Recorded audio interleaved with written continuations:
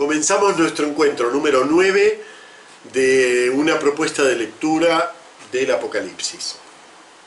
Y bueno, les decía que vamos a utilizar en realidad ahora, por un rato, el PDF número 8, porque la vez pasada, claro, ¿qué pasa con ese segundo plano? Que realmente abarca 2/3 partes del libro, ¿no? Y entonces tiene muchos detalles. Nosotros hemos visto, podríamos decir así, un poco el esquema general. Y sobre todo el aspecto fundamental, el gran aporte de este segundo plano, que es esa liturgia celestial. Luego en el tercer plano, no sé si hoy llegamos a ver ese aspecto, pero también hay una liturgia celestial, pero obviamente que ya no es lo mismo, es decir, en el segundo plano presenta un poco la liturgia y el sentido que tiene esa liturgia, que es como ir manteniendo la esperanza en esos creyentes que ocupan el plano terrestre, pero ya son, como se encarga en su momento de decirlo San Pablo, ya son ciudadanos del cielo, ¿no? Entonces, bueno, un poco por eso también este segundo plano se desenvuelve, aunque tiene que ver con cosas que ocurren en la tierra, pero está dirigido y ocurriendo desde el cielo. Recuerden cómo comienza, ¿no? Que él sube y atraviesa una puerta. Y nos había quedado en ese segundo plano por ver lo que podríamos llamar el símbolo nuclear de este largo desarrollo, que es el de la mujer vestida de sol. La mujer vestida de sol, como saben, adquirió en la Iglesia una vida propia, no es solo el símbolo apocalíptico. De hecho, para mucha gente que no conoce el Apocalipsis, la mujer vestida de sol es un símbolo de María, directamente. No se plantea que haya habido como una transferencia de símbolos, pero no, la mujer vestida de sol no es un símbolo mariano. Eso es una apropiación teológica posterior, correcta, sin ninguna duda que muy correcta, pero es una apropiación teológica posterior. El símbolo de la mujer vestida de sol es interno al Apocalipsis y no es en principio un símbolo mariano, es un símbolo eclesial. Es toda la Iglesia la mujer vestida de sol. Claro, al desarrollarse la mariología posteriormente y al ver en María podríamos decir así, la condensación, el resumen de la Iglesia consumada escatológicamente, porque es la Iglesia que ya es asumida en cuerpo y alma en el Señor, la Asunción de la Virgen, entonces ahí sí podemos decir, la mujer vestida de sol es la Virgen María, y de hecho así se la representa, ¿no? La Inmaculada, como saben, la representación de la Inmaculada es exactamente tomada del Apocalipsis, es decir, la mujer vestida de sol con la luna bajo sus pies, pisando la cabeza del dragón, bueno, todo esto. Pero, digamos, en su origen es un símbolo específicamente apocalíptico, que se decodifica precisamente en relación, por un lado, a Jezabel, que ya la hemos visto, por el otro a las dos mujeres que faltan, pero sobre todo a la mujer del tercer plano, que es la gran ramera, es como una antítesis de la mujer vestida de sol, ¿no? La mujer vestida de sol es una mujer que está en parto, y la gran ramera es una mujer que precisamente está en las antípodas de esto, lo contrario de la madre. Y precisamente, bueno, si bien las cuatro mujeres del Apocalipsis, Jezabel, la mujer vestida de sol, la gran ramera y la novia del Cordero, las cuatro son importantes, pero en la tradición interpretativa prácticamente la contraposición ha venido entre la mujer vestida de sol y la gran ramera. Incluso algunos autores que no se dan cuenta la importancia que tienen estas cuatro mujeres como estructurantes de todo el Apocalipsis, algunos autores directamente dicen las dos mujeres del Apocalipsis, como si solo hubiera dos, sin contar a Jezabel y sin contar a la novia del Cordero. Son cuatro. Pero de esas cuatro es verdad que estas dos, que ocupan el segundo y el tercer plano, realmente forman una especie de dupla muy fuerte. Y son, bueno, ya discutiremos en su caso, o sea, ya les comentaré aspectos, a lo mejor hoy mismo, de la gran ramera, pero son en los dos casos símbolos eclesiales. Obviamente el más fácil de detectar es la mujer vestida de sol. Bueno, pero no tiene relación solo con la gran ramera, también con Jezabel, y se los pongo aquí en la diapositiva número 10, ¿no? Las dos mujeres están sometidas al dolor, una por los dolores de parto, la otra por los dolores del castigo que le inflige el Señor. ¿Se acuerdan de Jezabel? En los dos casos se dice que del hijo que regirá las naciones con cetro de hierro. Esa es una cita del Salmo 2.9. Y los hijos de las dos mujeres son perseguidos por distintos motivos. Obviamente la mujer vestida de sol, los hijos son los testigos del Cordero y por lo tanto son perseguidos por ser testigos. Y los hijos de Jezabel son perseguidos porque caen en el castigo del Señor.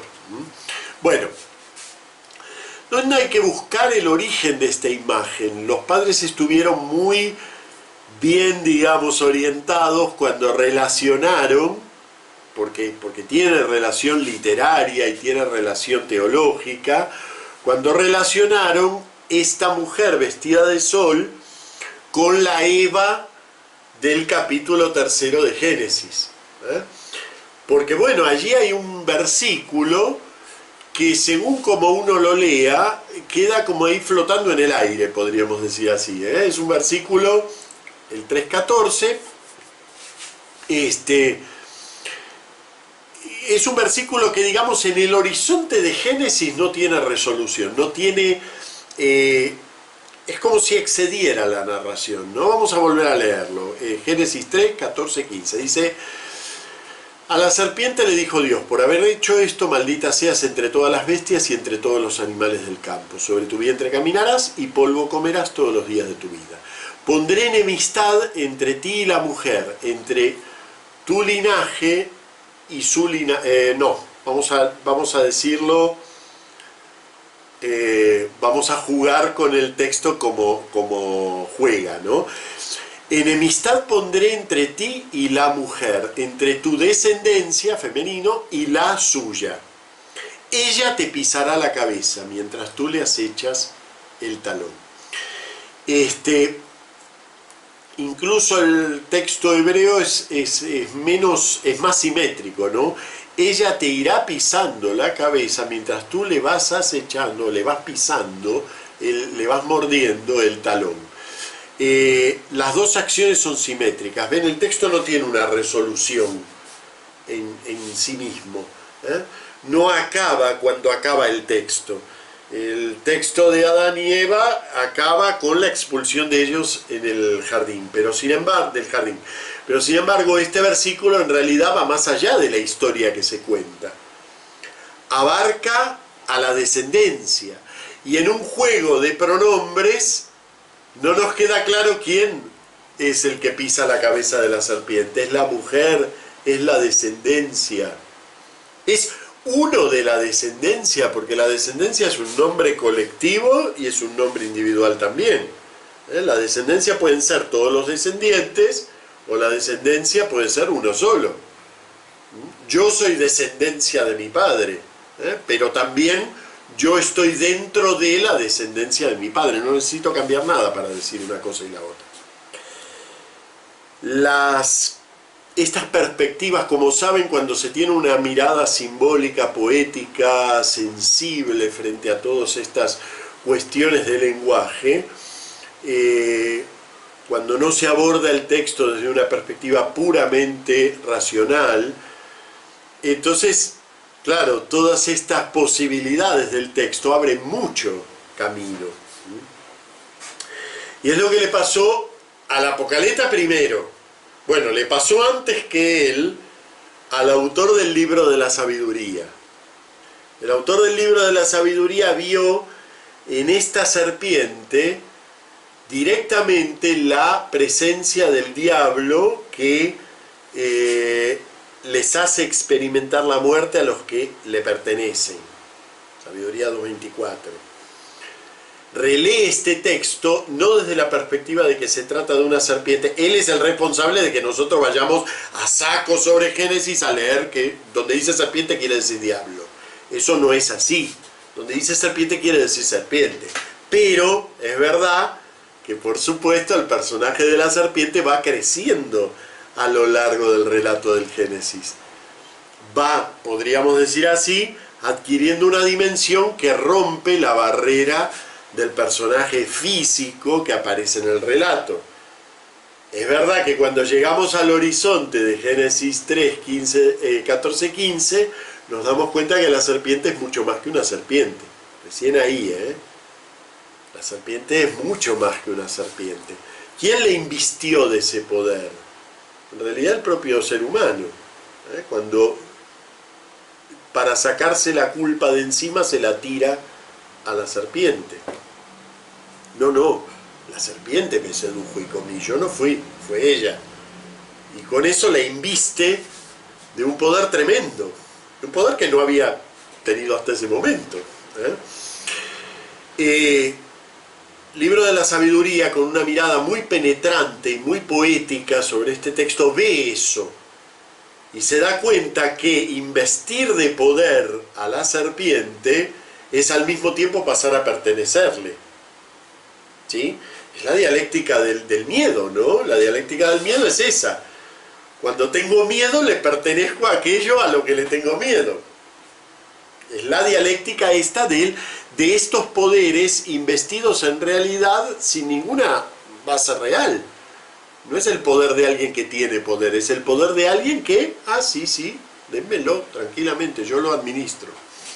Bueno, pues Apocalipsis penetra más todavía en esto y se da cuenta que en esto que se le dice a la mujer hay algo que corresponde, que digamos que queda flotando. Se dan cuenta que incluso gramaticalmente el texto queda flotando. Enemistad pondré entre ti y la mujer, eso todavía se resuelve adentro del relato de Génesis, entre tu descendencia y la suya, y ya no se resuelve en el horizonte del relato. Primero porque todavía no hay descendencia, y segundo porque cuando se cierre la puerta del paraíso, recién ahí continúa este versículo. Pero después aparece este otro aspecto: ella te pisará la cabeza y tú le... El texto original es muy simétrico, ella te irá aplastando la cabeza y tú le irás aplastando el talón. Y no tiene resolución. Pero ya con una mirada venida desde el Nuevo Testamento, hay que tener presente que la mirada, digamos, primero penetra en el misterio de Cristo y después penetra en el misterio de las palabras que están en el Antiguo Testamento. Hoy me hacía Rosario una pregunta muy linda que tiene que ver con esto, ¿no? Que es cómo un judío lee todo esto y no se da cuenta. Bueno, porque es que primero penetramos en el misterio de Cristo, primero descubrimos la redención realizada en Él, y recién después, cuando volvemos sobre esos textos, decimos, anda, mira lo que estaba aquí.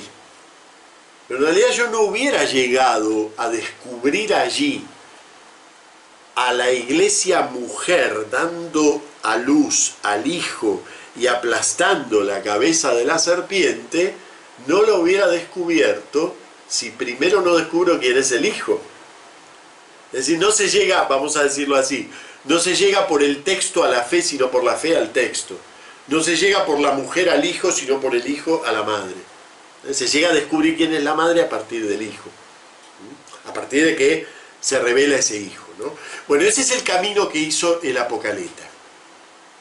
Pero él aún todavía no exploró del todo el símbolo. En realidad este símbolo empieza a adquirir una vida propia con los padres de la iglesia, que van a ese texto nuclear del Apocalipsis y dicen, pero si aquí está todo, o sea, realmente en ese capítulo han visto realizado el conjunto de la historia de la salvación. Es decir, la mujer que da a luz, que es perseguida, que es protegida, cuyo tiempo de persecución está muy interesante como plantea el tiempo de la persecución en el Apocalipsis, ¿no? El tiempo de la persecución de la mujer es... esperen un poquitito.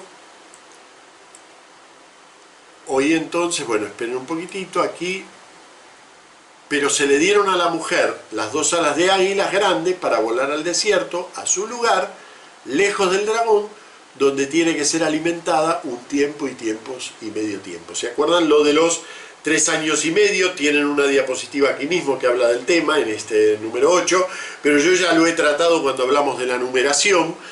Ese 3 años y medio implica, o 3 tiempos y medio, que pueden ser 3 años y medio, puede ser la mitad de un septenario, implica un tiempo de persecución pero breve, o un tiempo de salvación intermedio hasta llegar a un tiempo de protección, podríamos decir. Bueno, bien. Entonces, ¿qué hacen los padres de la Iglesia? Descubren que en este símbolo está representada la identidad histórica de la Iglesia.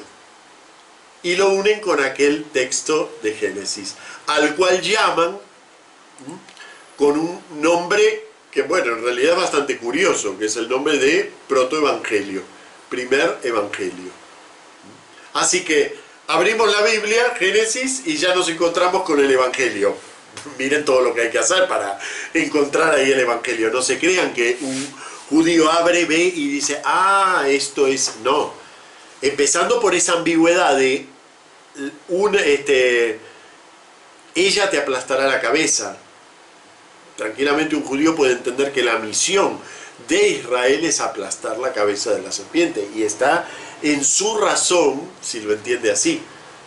De hecho, nosotros también entendemos que en esa ambigüedad está implicado que uno de la descendencia, es decir, Cristo, pero que también colectivamente la descendencia, es decir, toda la Iglesia, aplasta la cabeza de la serpiente. Pero esta no es la única imagen que confluye en la mujer vestida de sol. Sobre todo los rasgos de la mujer, podríamos decir que vienen un poco de aquí y de allí, ¿no? Yo les puse aquí algunas citas que la Apocaleta... No creo, o sea, nosotros somos gente libresca, ¿no? Yo, para hacer todo esto, despliego Biblias en el escritorio y en la pantalla, y empiezo a buscar y esta traducción y la otra, y marco, y a lo mejor me hago flechitas. Tenemos una mentalidad libresca.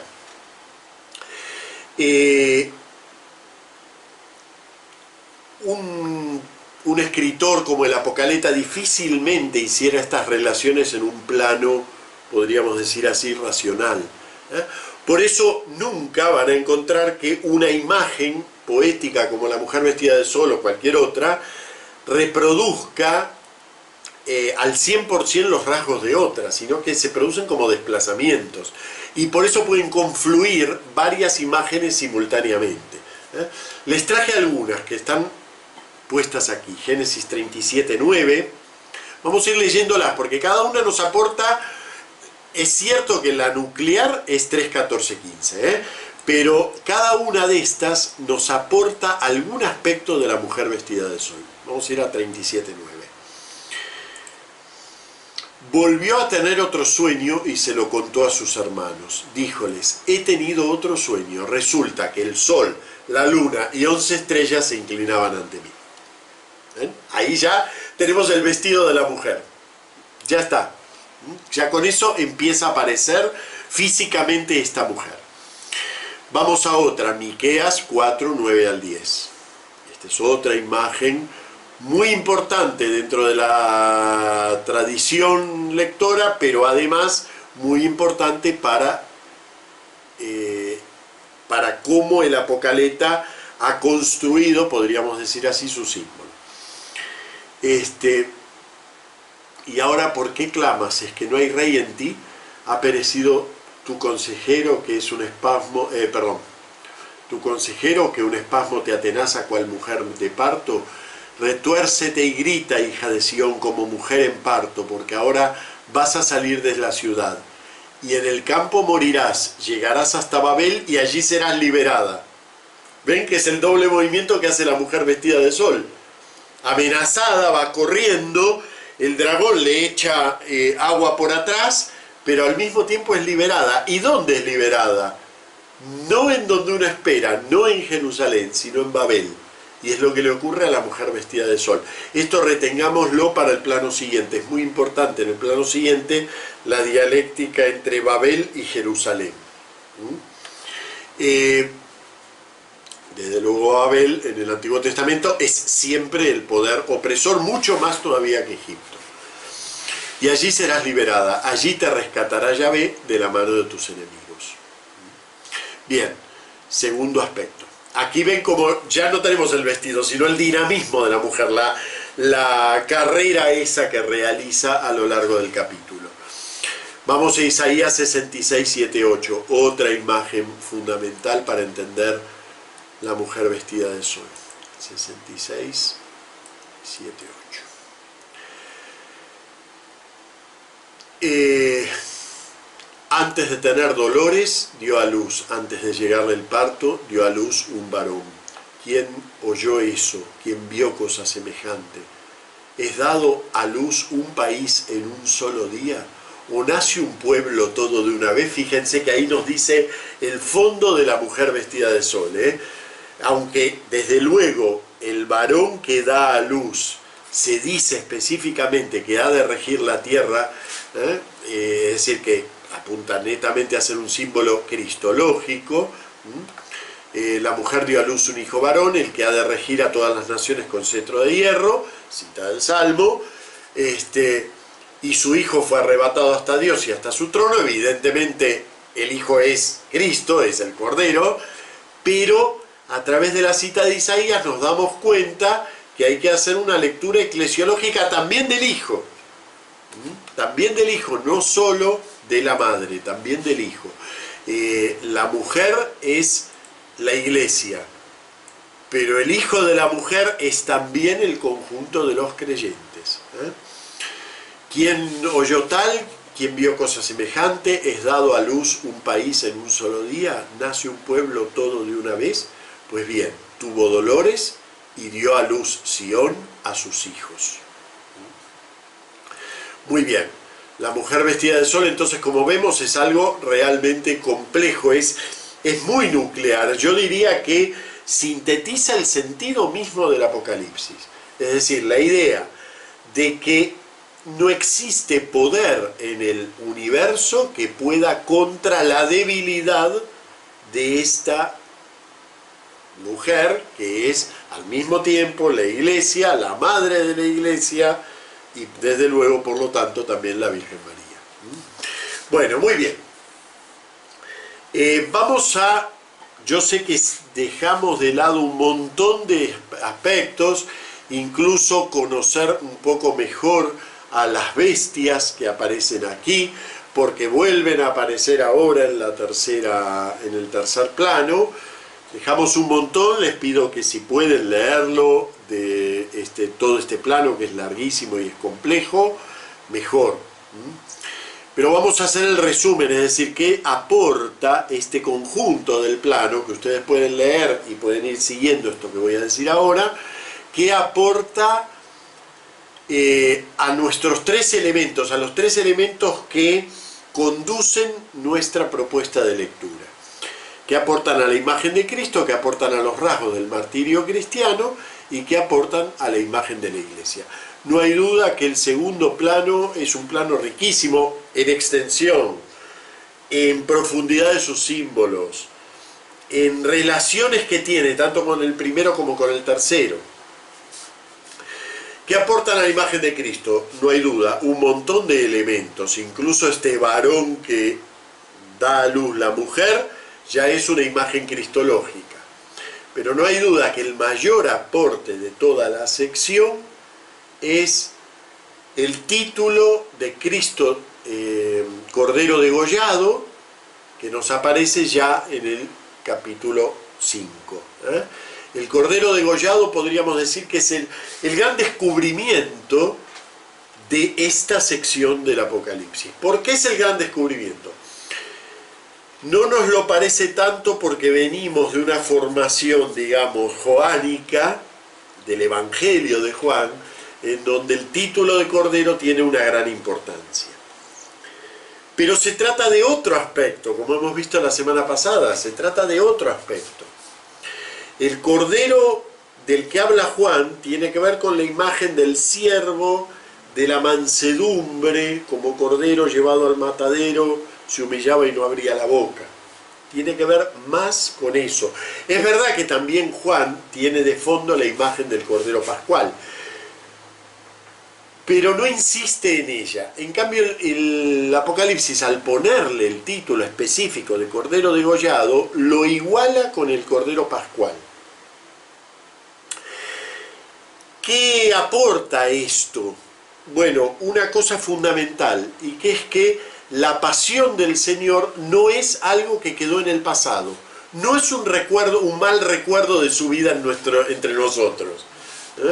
Si le pudiéramos hacer un reportaje al Señor resucitado, nos diría, sí, me acuerdo de cuando me crucificaron, fue bastante feo todo aquello. No es un mal recuerdo, es algo que Él lleva eternamente consigo.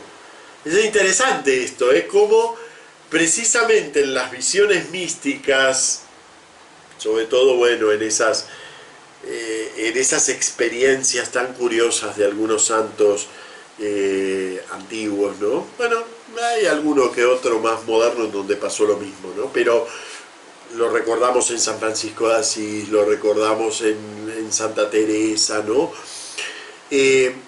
Cómo aparecen las llagas, ¿no? Y cómo aparece el Santa Rita, ¿no? Esa espina horrible que se le clava místicamente en la frente, ¿no? El dolor del parto, podríamos decir, del parto del hombre nuevo, el dolor del parto de la salvación, el dolor que lleva a esa salvación, permanece como experiencia junto a la salvación. Por eso es tan interesante el título de Cordero degollado, ¿no? Si van a este cuadro que les recomendé que miraran, la adoración del Cordero místico de Van Eyck, ven que él llegó a captar esta imagen, la que aparece aquí, ¿no? Es decir, el Cordero con sus fuentes de vida adelante, del cual mana una fuentecita como si fuera la llaga de la cruz, pero del cuello, y esa fuentecita va llenando el cáliz. Fíjense cómo se juntan, ¿no?, los distintos elementos. Entonces, ese es el elemento más novedoso que aporta no solo esta sección, sino incluso el Apocalipsis, porque aunque uno podría deducir de algunos aspectos de San Pablo, podría deducir que el Cordero, o que Cristo, digamos, glorioso, lleva en sí las marcas de su pasión, y lleva en sí, recupera en sí todo el sentido del dolor, no hay ninguna otra imagen tan fuerte en el Nuevo Testamento en donde se vea simultáneamente la resurrección y el dolor por medio del cual se llega a ella, ¿no? Es para contemplar, o sea, no es que tengamos que sacar ninguna idea racional de esto. Bien, les pongo aquí, no cabe duda, de la identidad del Cordero con Dios. Este es otro aspecto, ¿ven? El hecho de, como otro aporte, no estamos en un Evangelio de Juan que proclama el yo soy directamente atribuyéndoselo a Jesús, pero prácticamente. Es decir, el Cordero está en el trono. Y el trono se aclaró por activa y por pasiva que es el trono de Dios, del Dios invisible, del Dios innombrable. Y sin embargo allí está sentado el Cordero. Es una altísima cristología. Hay momentos del Nuevo Testamento que no le llegan ni a los pies a esta altísima cristología. Bien, esos aportes a la imagen de Cristo. Nuevamente, aportes a los rasgos del martirio cristiano. Esto lo van a ver mejor ilustrado si van siguiendo el texto, porque claro, yo no me dediqué a las imágenes en donde se menciona a los creyentes. Pero no hay ninguna duda que en esta segunda sección ya la teología del martirio está por completo desarrollada. Le falta un único aspecto que aparecerá en la tercera sección. Pero ya como teología está completamente desarrollada. Es decir, la virtud fundamental del mártir, la paciencia. El mártir es y expresa la verdad de la Iglesia. Esto lo tenemos que tener en cuenta sobre todo para la tercera sección, porque la imagen de iglesia de la tercera sección es mucho más ambigua. Ya de por sí, ¿no? La célebre ramera, si es una imagen eclesial, es una imagen por demás ambigua. Entonces hay que tener en claro que mientras hay mártir, hay iglesia. Eso, la teología del martirio lo ha aprendido del Apocalipsis y digamos que lo ha aprendido a lo largo de la historia para siempre, ¿no? Bien. Y aquí les pongo algo importante. Hay un desplazamiento del sentido del martirio, o del sentido del testimonio. Aunque es importante morir como testigo de Cristo, es más importante morir como Cristo. Y fíjense que a lo largo de la historia, en general, más en unas épocas que en otras, más se ha acentuado en unas épocas que en otras, en el medioevo se desluce un poco la imagen del mártir en este sentido,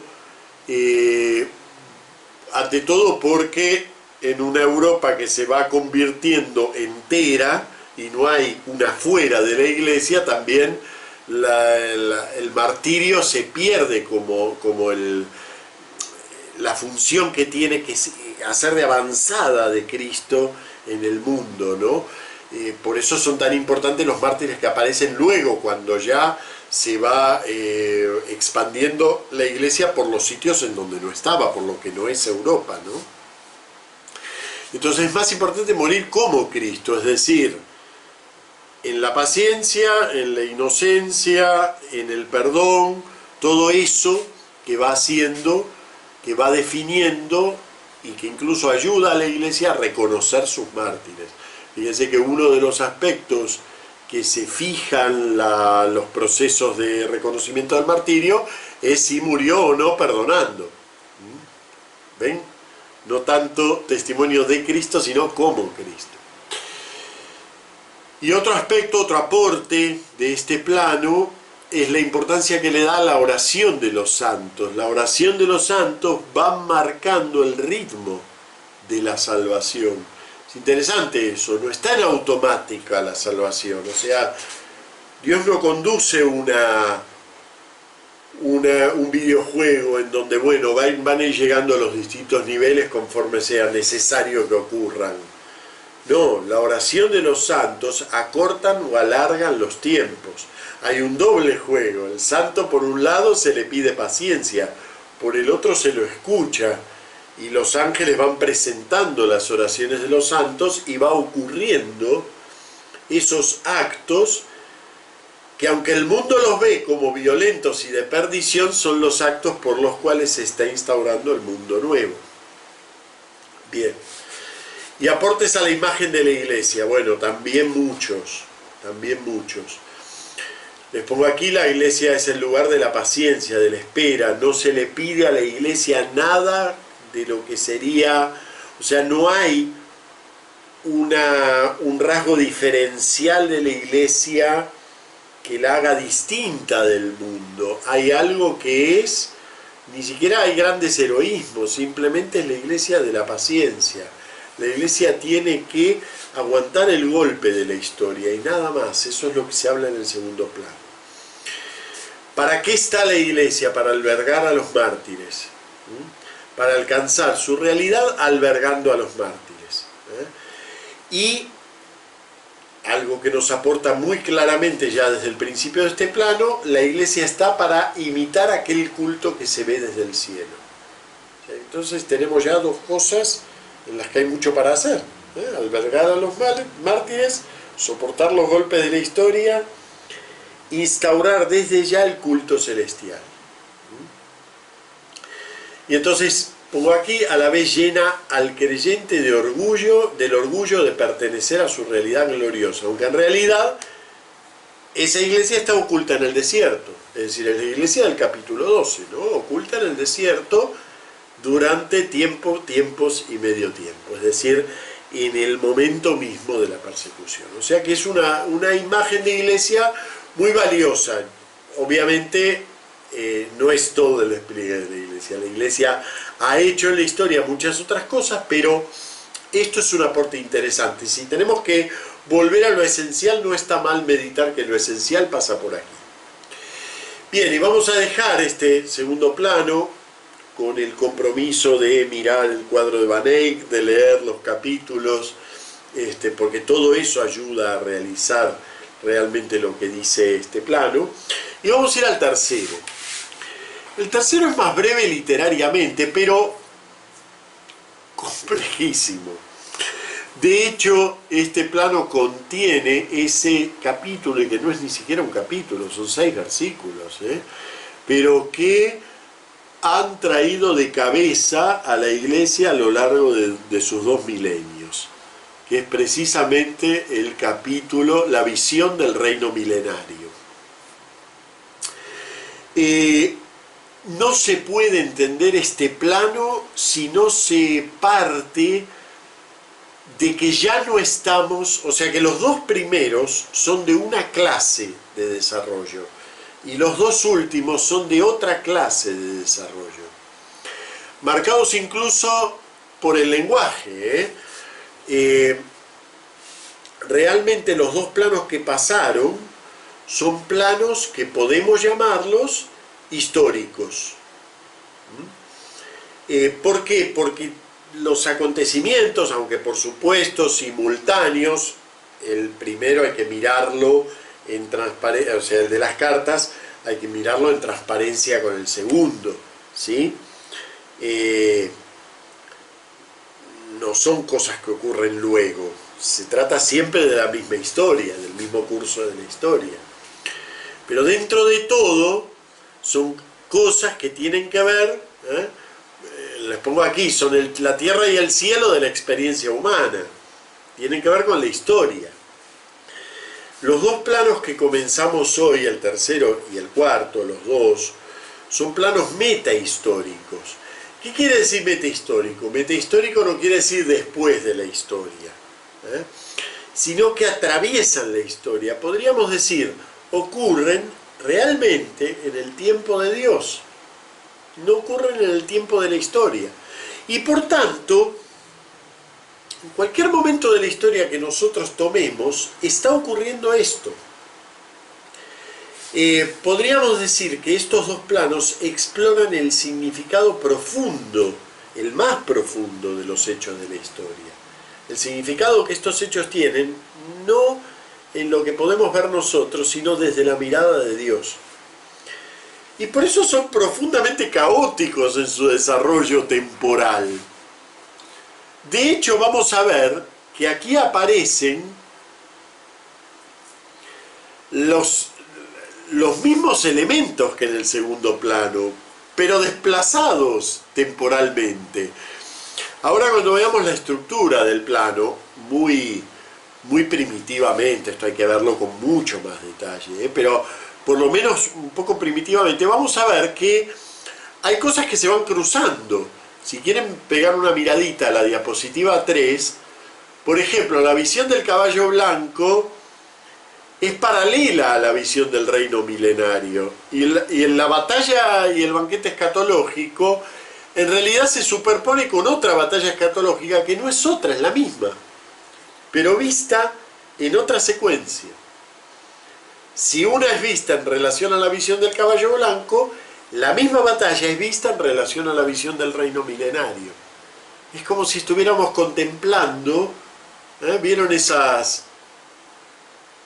Cuando uno va a Roma que compra de todo tipo de souvenir, bueno, entonces te venden en el Coliseo la foto del Coliseo actual y después como en transparencias, cómo era y cómo fue en una época y cómo fue en otra, y uno va sacando laminitas de film y va apareciendo. Entonces, en realidad siempre estás viendo lo mismo, pero lo estás viendo como en planos diversos que se van superponiendo.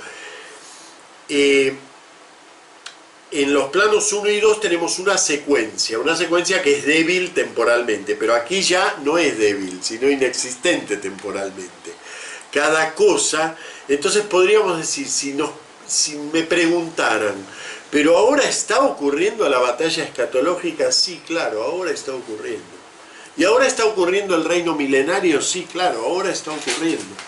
Todo esto que cuenta aquí no son hechos intrahistóricos, son significados de los distintos significados en donde incide directamente el tiempo de Dios. Dios está haciendo esto en la historia y a nosotros nos parece que están ocurriendo otras cosas, pero Dios está haciendo esto en la historia.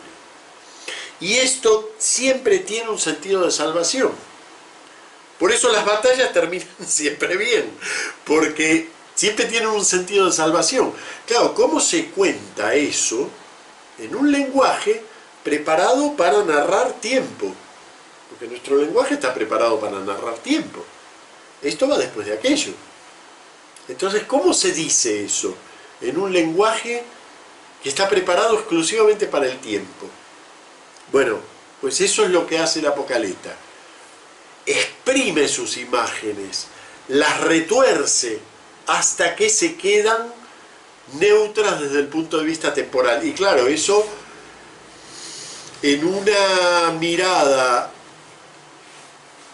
un poco primitiva sobre lo que era la profecía, en una época en que se consideraba la profecía una especie de anuncio del futuro y nada más, eso causaba completo azoramiento, digamos. Ya cuando llegaban a estos capítulos ya los intérpretes ya desmantelaban todo, ¿no? Esto no se entiende, no se entiende. No se entiende si se lo ve como una profecía de futuro, pero se lo entiende perfectamente si se ve esto como la actuación profunda de Dios en una apariencia de hechos que nos quedó en el otro plano. En el otro plano nos quedó la apariencia de los hechos. Destrucciones, batallas, hambruna, peste, todo eso nos quedó en el otro. Y aquí nos queda el significado de todo eso, que es la salvación que Dios está obrando en cada momento. Eso está significado en muchas cosas, se las pongo aquí algunos aspectos. Por ejemplo, el cambio de compañero. En los otros dos planos, el acompañante era una voz de trompeta, pero aquí ya la voz se materializa, el acompañante es un ángel, ya es un mensajero celestial directamente. El cambio de plano ya se dice con un cambio de intensidad en el verbo, es el mismo verbo, En los otros empezaban con un me sucedió y en este empiezan con un fui arrebatado en espíritu. Es algo distinto. El me sucedió es algo que forma parte de la experiencia humana. Estos dos arrebatos en espíritu, en donde se contemplan estos dos planos, ya es algo que el Apocaleta, digamos, queda en manos de la revelación esta. Y bueno, la secuencia temporal prácticamente inexistente. Fíjense, aquí les pongo un ejemplo de ruptura de la secuencia temporal.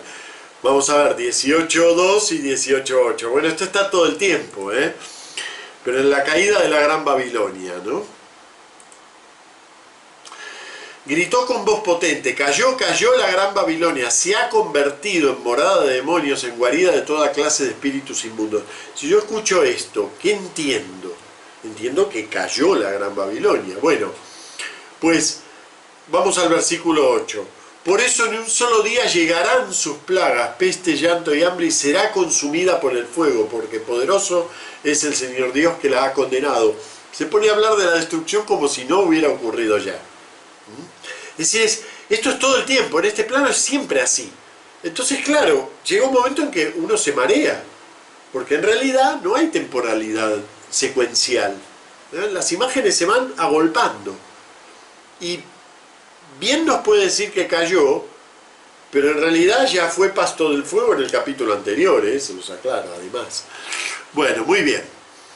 Eso es, entonces, resumiendo, nos encontramos en el plano de la metahistoria, de lo que ocurre verticalmente en la historia, en el tiempo de Dios, no del hombre.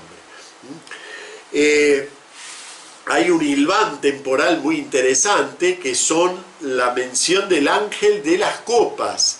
En el segundo plano las copas ya han sido derramadas, pero si ustedes van a este plano, nos aparece el ángel con la copa en la mano, como en suspenso, en 17.1 y en 21.9, o sea, en el plano tercero y en el plano cuarto. Los dos se acude a la misma imagen. Yo ya esto se los había señalado, pero ahora lo pueden ver, ¿no? ¿Ven?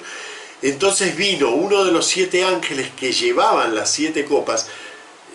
En griego queda más claro, aquí dice que llevaban y parece que fue que las llevaban antes. No, que están llevando, es un participio presente. Entonces vino uno de los 7 ángeles que está llevando las 7 copas y me habló. Ven que te voy a mostrar el juicio de la célebre ramera. Pero ¿cómo que está llevando las 7 copas? Si las 7 copas ya las tiró antes. Precisamente de eso trató la sección anterior. Bueno, es que esto no está ocurriendo después. Esto está ocurriendo verticalmente. Y lo mismo en 21, esperen un poquitito, tenía aquí la cita, 21.9. Entonces vino uno de los 7 ángeles que tiene las 7 copas llenas de las 7 últimas plagas y me habló diciendo, ven que te voy a enseñar a la novia, a la esposa del Cordero. Entonces el mismo ángel que antes tenía las copas y las derramó en el plano segundo, ahora está con esas copas en suspenso, no las derramó todavía, y nos muestra las 2 mujeres, la gran ramera y la novia del Cordero. El mismo ángel. Ven que es un modo de indicar, que tiene el autor, es un modo de indicarnos, cuidado cuando lees esto, que esto no ocurre después. Cuidado que todo lo que leíste antes es la historia, tal como se ve desde el hombre. Pero ahora estamos viendo la historia tal como se ve desde Dios. Bien. Vamos a una estructura, o sea, teniendo presente esto, ¿no? Vamos a ver qué secuencias o qué unidades forman parte de este plano. Se puede ser más minucioso en la división, ¿eh? Yo no quise tampoco sobrecargar la división de secuencias. Entonces tenemos una primera visión, que es la visión de la mujer y la bestia. Ya la mujer vestida de sol era una visión de la mujer y la bestia. O sea que en realidad se darán cuenta que vamos a ver lo mismo desde otro ángulo. Esta es una contrafigura de aquella. Aquella era la mujer vestida del sol con la luna bajo sus pies, dando a luz al hijo. Pero ahora resulta que esa mujer tiene también una cara oscura. Esa mujer también puede ser la célebre ramera. Y también tiene relación con la bestia. La bestia es, en realidad, sí, como símbolo es lo mismo, pero aquí va a estar interpretado con mayor profundidad. Bueno, eso los versículos 1 al 6. Luego vienen 2 secciones de interpretación. En una se interpreta a la bestia, se le identifica con Roma, y en la otra se interpreta a la mujer y se identifica con Jerusalén. Es muy importante esto, y lo vamos a discutir un poquito. ¿Por qué? Porque a lo largo de la historia de la interpretación del texto del Apocalipsis, la gran ramera ha ido como flotando entre distintos símbolos. En la actualidad hay una tendencia a identificarla con el poder romano, lo cual entiendo que es un grave error. Primero porque no se entiende la dialéctica de la bestia y la mujer, si las dos son el Imperio Romano. Y en segundo lugar no se entiende realmente quién es la mujer, si la mujer es un poder puramente pagano.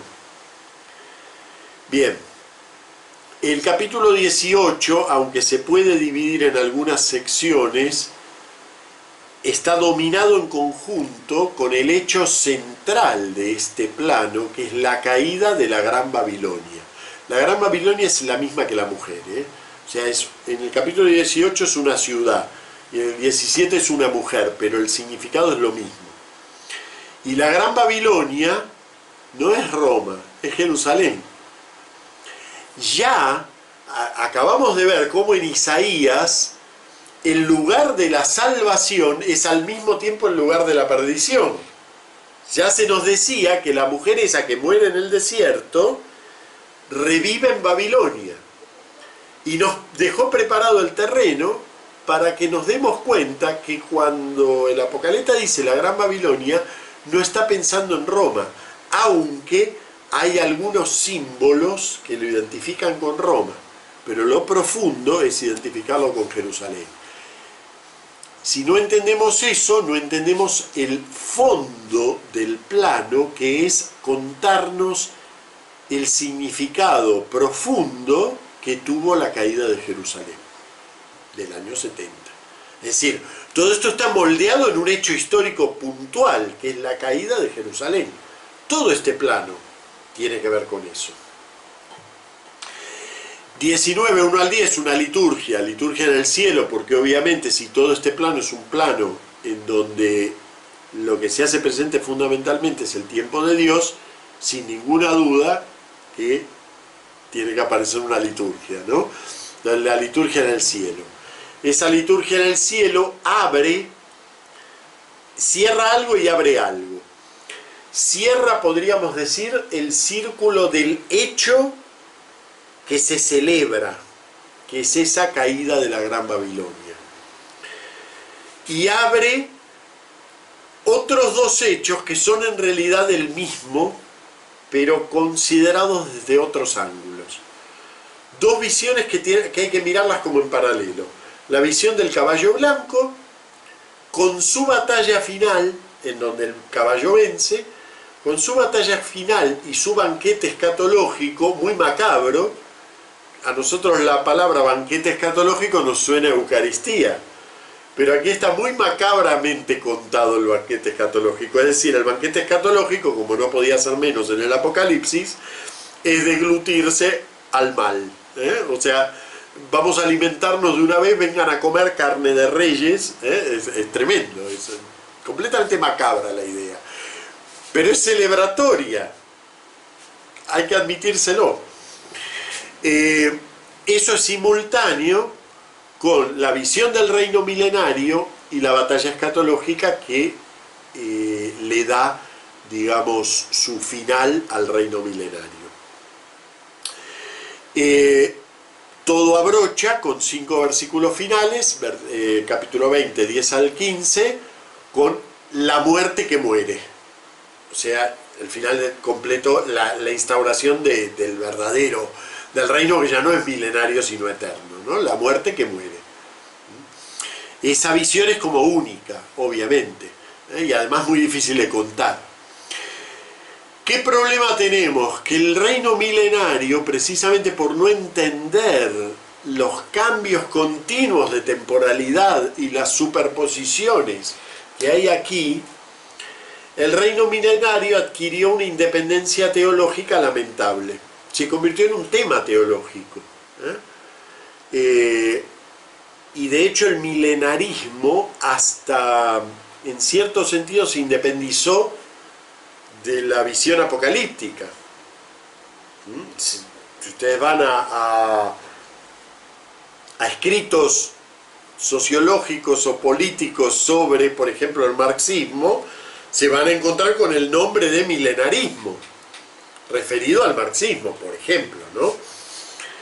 Ven, entonces de alguna manera adquirió un valor propio en nuestra cultura, distinto del que tiene en el Apocalipsis. Entonces, ¿qué pasó? Es como si estamos viendo una figura humana y de repente la cabeza le crece y tapa toda la foto, entonces nos distrae. Es una lástima, vamos a tener que dedicar un encuentro en especial exclusivamente al milenio, pero no para explicar qué va a pasar en ese... No va a haber ningún milenio extra del que ya estamos viviendo, pero hay que llegar a entender por qué aquí aparece como milenio ¿Y por qué lo llama milenio? ¿Y qué es ese milenio? Yo ahí tengo una personal hipótesis de lectura. Por eso todo este curso se llama una propuesta de lectura, porque aquí hay muchas hipótesis de lectura que son propias, y que no hay más apoyo que si ustedes lo ven o no lo ven en lo que vamos leyendo. Pero se pierde un poquito al tener que tratar el milenio por separado, porque algunos padres de la iglesia, por ejemplo, fueron milenaristas. Es decir, esperaban que en un determinado momento, antes de la consumación de la historia, iba a haber un reino milenario de Cristo con los suyos, ¿no? Entonces, como eso algunos padres lo sostuvieron, entonces el milenarismo es todo un problema. Bien, eso tiene que ver con un modo de leer fundamentalísticamente, podríamos decir así, el Apocalipsis. Joaquín de Fiore, muy bien recordado, Joaquín de Fiore. Pero bueno, mucho antes que Joaquín de Fiore, ya padres de la iglesia hay que son milenaristas. Y el milenarismo llega hasta hoy, es decir, hubo toda una línea escatologista entre algunos jesuitas del siglo XIX y del siglo XX que fueron claramente milenaristas. Bien, así que tenemos que tratarlo por separado, pero no perdamos de vista que en realidad todo esto son planos de un poliedro que lo estamos contemplando desde distintos ángulos. No son secuencias temporales, son planos de lo mismo. Y el acontecimiento central que se trata aquí, o sea, si tenemos que ver qué acontecimiento inspira al autor para hablar de él e interpretarlo, es la caída de Jerusalén del año 70. Por eso su ficción literaria se ubica en ese año. No sabemos cuándo escribió el Apocaleta esto, da la impresión que tuvo que haber sido hacia el fin del siglo I, pero él ficcionalmente se ubica como si estuviéramos viendo una película, no sé, de la Segunda Guerra Mundial, que el director se ubica como si estuviera en 1940, pues tiene todo su derecho. Eso no quiere decir que él esté ubicado en el año 40. Bueno, aquí pasa lo mismo. Ficcionalmente el autor se ubica en el año 70, en el momento en que cae Jerusalén. Y entonces se empieza a atrapar de Jerusalén su significado. Y claro, nos llama la atención el nombre con el que va a llamar a Jerusalén. Porque uno esperaría que Jerusalén es lo más grande que hay, ¿no? La ciudad santa. Pero ustedes recuerden, por ejemplo, a Jesús cuando sobre Jerusalén, lo primero que dice es: Jerusalén, Jerusalén, que matas a los profetas y apedreas a los que te son enviados. Esa es la imagen nuclear que tenemos que tener en cuenta para entender por qué, para el autor, para el Apocaleta, Jerusalén es la célebre ramera. Porque además realmente en la tradición profética, Jerusalén, uno de sus símbolos es ser ramera. Entonces abre todo este friso con una visión de una ramera que hay que identificar, y para lo cual nos da algunas claves. Claro, claves que son, por supuesto, muy confusas. Y él además lo aclara, dice: ojo que aquí hace falta penetrar en un misterio, y lo dice explícitamente. Bueno, entonces les pongo aquí, diapositiva 4. El centro de este plano lo constituye la figura femenina de la gran ramera, una de las más difíciles de definir. Y no es sencillo. Porque, fíjense, cuando Lutero hace la Reforma, ¿no? Es este capítulo, precisamente el de la gran ramera, el que le abre a la consideración de si no hay en la iglesia dos iglesias. No estoy con esto adhiriendo a la lectura que hace Lutero, pero es interesante que alguien, un exégeta, en un momento en donde las profecías se leen como demasiado literalmente, haya tenido esta intuición, ¿no?, de que la célebre ramera no hablaba de Roma de la Roma pagana, sino de la Roma de la Iglesia. Y como saben, él habla de la cautividad babilónica de la Iglesia, de que en la Iglesia de Roma está encerrada la verdadera Iglesia, y está prisionera de otra Iglesia, que no es verdadera Iglesia, que es falsa Iglesia. No nos metemos en esa dialéctica. Pero sí me interesa que vean que no es un símbolo sencillo. Sería fácil poder despachar a la célebre ramera, como se hace lamentablemente en buena parte de la exégesis actual, que es despachar a la gran ramera, ya que dice que la gran ramera se sienta sobre grandes aguas, como Babilonia, o sobre 7 colinas, como Roma. Decimos, bueno, pues ya está, es el paganismo. Pero resulta que de la gran ramera vamos a leer la imagen. Primero vamos a leer la imagen y vamos a ver cómo la presenta, porque son muy pocos versículos. Dice, entonces vino uno de los 7 ángeles que llevan, participio presente, que van llevando las 7 copas, y me habló. Ven que te voy a mostrar el juicio de la célebre ramera que se sienta sobre grandes aguas. Eso ya hace pensar en Babilonia, ríos Tigris y Éufrates. Con ella fornicaron los reyes de la tierra, y los habitantes de la tierra se embriagaron con el vino de su prostitución. Son frases tomadas de los profetas que remiten no precisamente a Roma o a Babilonia, sino a las acusaciones que le hacían los profetas a Jerusalén, de fornicar con los reyes de la tierra. Es decir, de abandonar al verdadero Dios para ir tras los falsos dioses. O sea que ya nos orienta de que el símbolo de las grandes aguas, y el que va a decir después, el de las 7 colinas, no hay que pensarlos literalmente como símbolos del paganismo. Me trasladó en espíritu al desierto, y vi una mujer sentada sobre una bestia de color escarlata, cubierta de títulos blasfemos. La bestia tenía 7 cabezas y 10 cuernos. Después va a explicar la bestia, ¿no? La mujer estaba vestida de púrpura y escarlata. Resplandecía de oro, piedras preciosas y perlas. Y nosotros pensamos la prostituta por la imagen de las que hay en los polígonos, ¿no? No es esta la imagen. La prostituta a la que se refiere aquí es lo que en la Biblia es la prostituta sagrada. O sea, la prostituta que trabajaba en los templos cananeos, fundamentalmente de ahí sale la imagen de la prostituta, que trabajaba en el templo, y eran templos en donde, bueno, el acto sexual era parte del culto, ¿no? Eso la Biblia lo repudió siempre. Tiene un ejemplo precioso de prostitución sagrada para entender el concepto, porque para nosotros el concepto de prostitución sagrada no existe, no estamos acostumbrados a eso. Pero en las religiones paganas era muy común la idea de que los templos estuvieran asociados a celebraciones rituales de tipo sexual. Tienen una imagen en Génesis 38, no lo vamos a leer ahora, les pido que lo lean ustedes. Tienen una imagen de lo que es una prostituta sagrada. En este caso es Tamar, la nuera de Judá, que se disfraza de prostituta sagrada, lo seduce y tiene relaciones con él en el templo para digamos, forzarlo. Bueno, ahí es toda una historia. Esta es la Tamar que aparece en la genealogía de Jesús, y aparece precisamente por esta escena.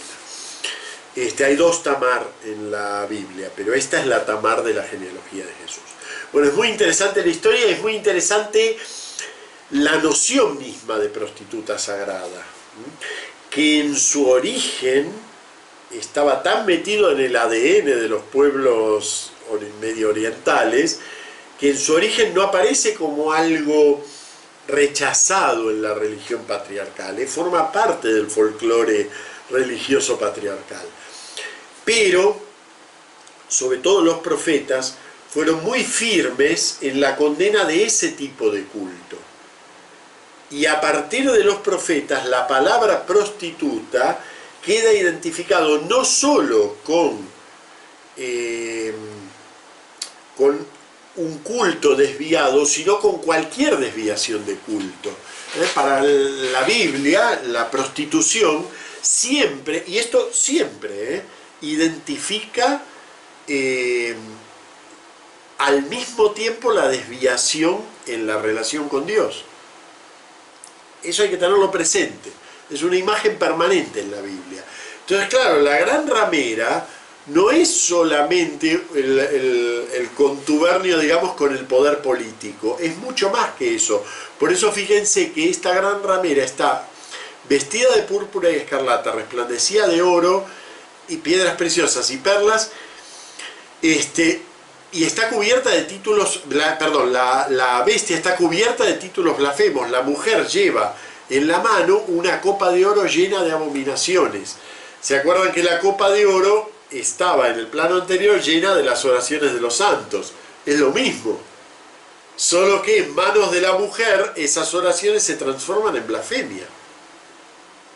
Bien, y también las impurezas de su prostitución.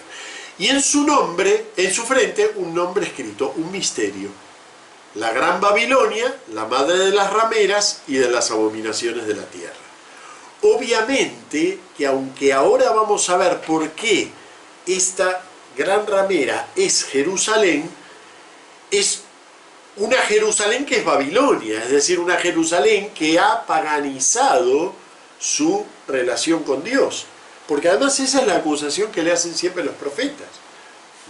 Entonces, por supuesto que es Babilonia, pero no es el imperio pagano. Es la religión verdadera que se vuelve falsa. Eso es importante tenerlo presente. Bueno, muy bien. Y vi que la mujer se embriagaba con la sangre de los santos y con la sangre de los mártires de Jesús. Mártires aquí, ya hemos aprendido el segundo plano. Entonces, mártires aquí, está bien traducirlo por mártires. La palabra sigue siendo la misma, testigos.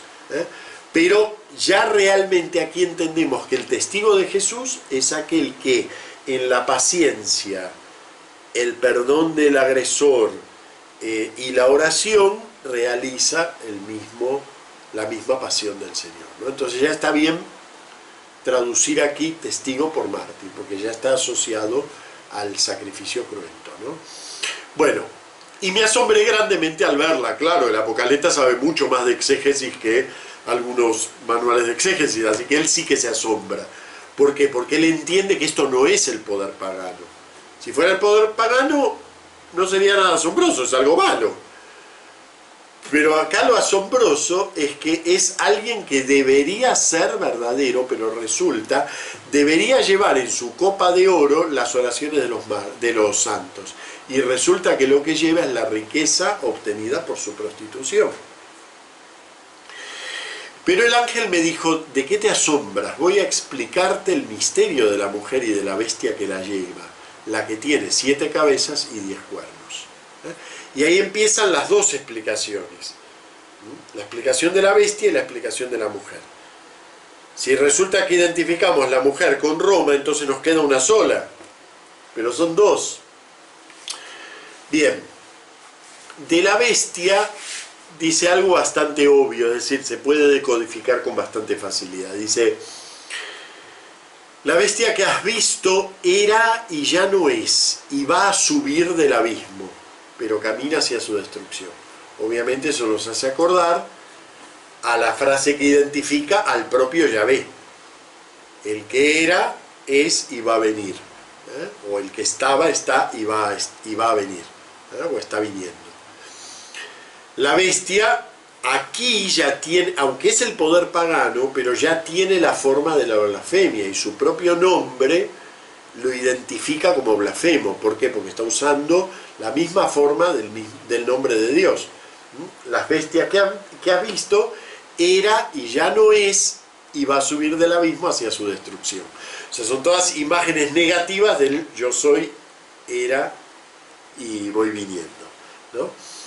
Los habitantes de la tierra, cuyo nombre no fue inscrito desde la creación del mundo en el libro de la vida, se maravillarán al ver que la bestia era y ya no es, pero que reaparecerá. Por supuesto, esto no tiene que ver con 3 ciclos de la historia, como algunas veces se ha leído así. No tiene que ver con que en un momento era, después en otro no es, y desaparece el Imperio Romano. No tiene nada que ver con... No es algo literal, es simplemente entender que la bestia es el anticristo, es la contracara de Dios. Es un poder que pretende sacralidad como Dios, pero resulta que es antidivino. Aquí es donde se requiere la inteligencia, tener sabiduría. Las 7 cabezas son 7 colinas sobre las que se sienta la mujer. Pero no son las cabezas de la mujer, son las cabezas de la bestia. Las 7 cabezas son 7 colinas sobre las que se asienta la mujer. Son también 7 reyes. Entonces dice, 5 han caído, uno es, y el otro no ha llegado a ser. Y cuando llegue, habrá de durar poco tiempo. Y termino de leer la frase y después vamos al detalle de esto. Y la bestia que era y ya no es, hace el octavo, pero es uno de los 7, y camina hacia su destrucción. Bueno, vamos a ver este galimatías, porque es muy lógico lo que está diciendo. En la época del imperio, por supuesto, salvando, podríamos decir así, salvando un pequeño interregnio que hay al final de la dinastía Julio-Claudia y el inicio de la dinastía Flavia, hay un pequeño interregnio, pero ese interregnio no se cuenta como imperio, además de hecho no se les dio el título senatorial de imperator.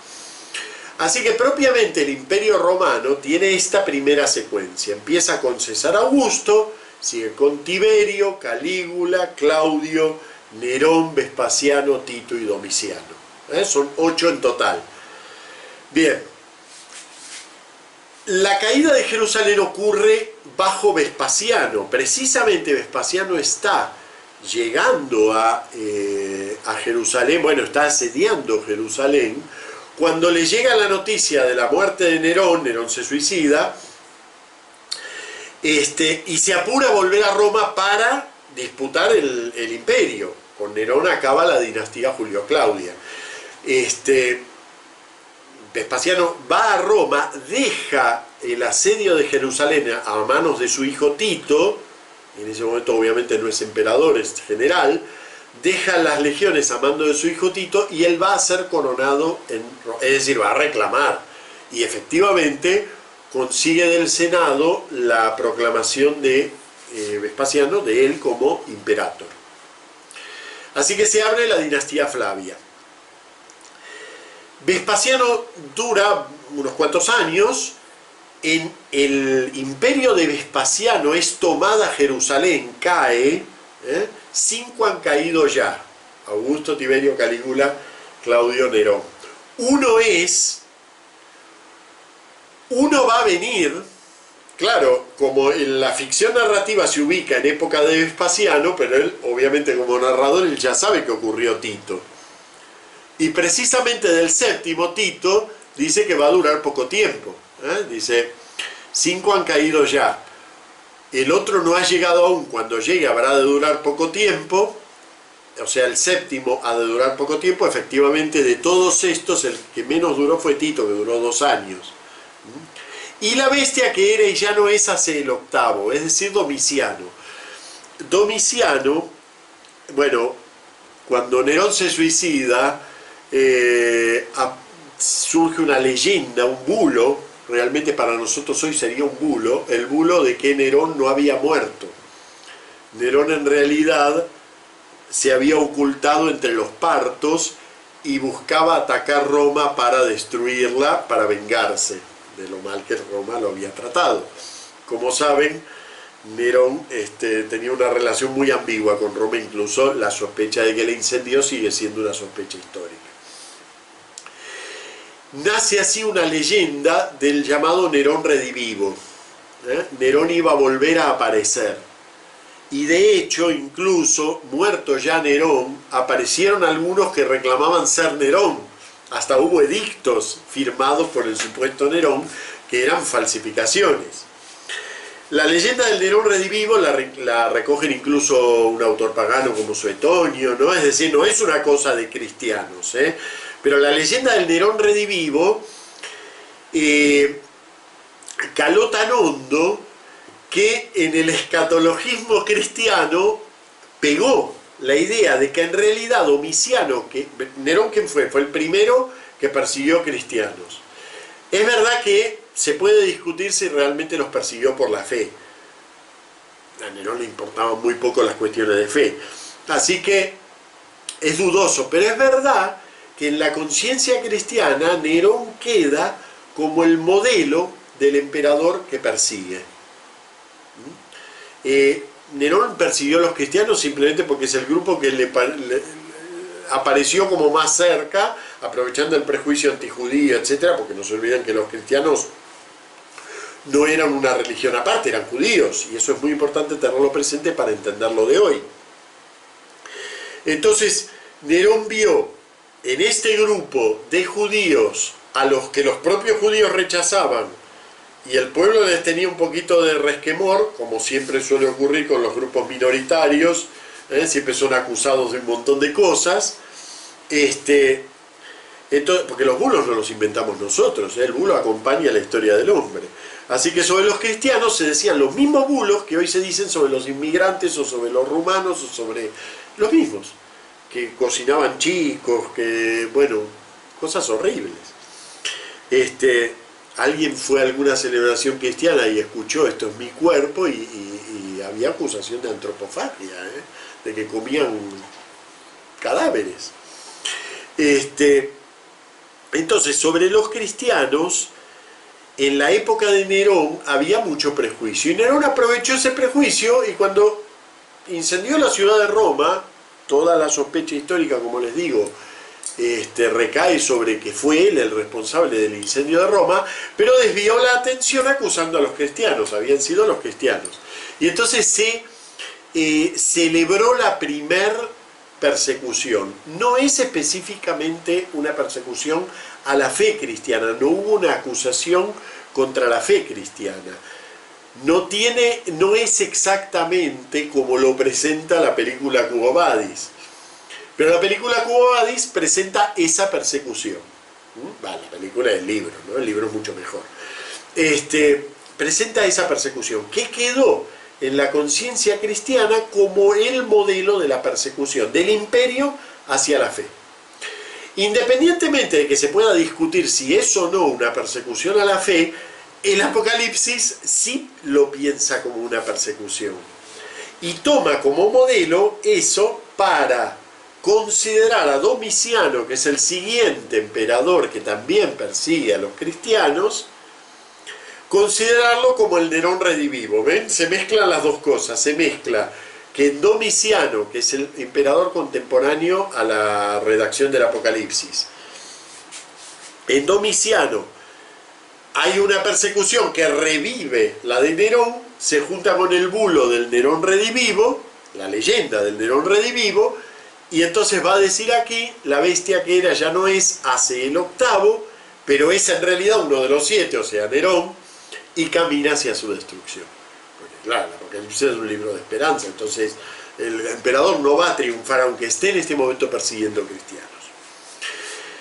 Bueno, los 10 cuernos que han visto son 10 reyes que no han recibido aún el reino, pero recibirán de la bestia la potestad real. Como saben, Roma tenía una red de reinos vasallos y protegía sus fronteras con reinos que no los anexionaba al imperio, sino que les daba cierto tipo de autonomía, como hizo con Herodes, ¿no? Es decir, le daba cierto tipo de autonomía y les servían como reinos tapón con los cuales el propio imperio se protegía, sin necesidad de tener que, de tener que incorporarlos administrativamente. Entonces eso es lo que está retratado aquí. Entonces claramente la bestia es Roma, y además Roma identificada en un momento histórico concreto. El momento en que reina Vespasiano y está asediada Jerusalén. Está a punto de caer. Vamos a ver las imágenes que se referían a la mujer.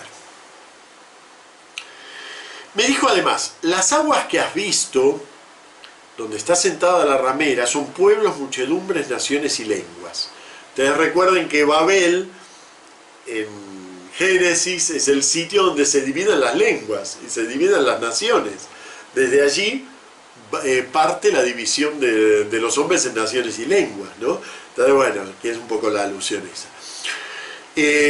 Los 10 cuernos que has visto y la bestia van a aborrecer a la ramera.